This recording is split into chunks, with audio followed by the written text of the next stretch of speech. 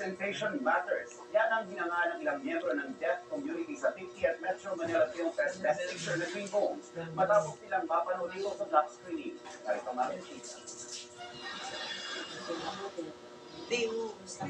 Nagkaroon ng black screening ang 50th Metro Manila Film Festival Best Picture na Green Bones para sa ilang individual na hirap sa pagdinig.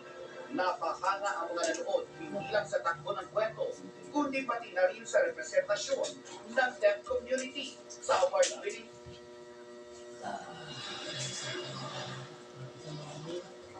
Nagkaroon ng black screening ang 50th Metro Manila Film Festival Best Picture na Green Bones para sa ilang individual na hirap sa pagdinig.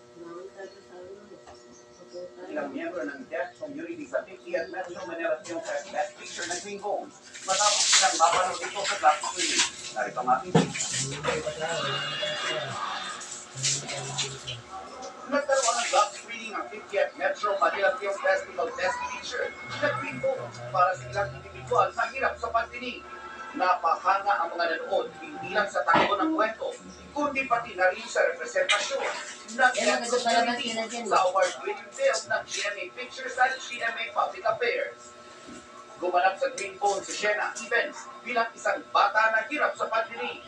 Ang nakakaantig na pagganap ni Siena ang nagbigay sa kanya ng kanyang kauna-unahang award na Best Child Performer sa nagsaang MMFF sa Pinamarangal. Isa sa mga nakanood at naantig ang damdamin ni Camille na para makarinig ay pinabitan ng cochlear implant. Nagpapasalamat siya at mag-isip ng produksyon ang mga taong hindi o hirap na makarinig. At malaking tulong daw ang subtitles ng pelikula para maintindihan at mapalagay sa puso ng mga manonood ang kwento. Wala tayo magpapakainin natin sila. Wala nang ganit sila sa bata.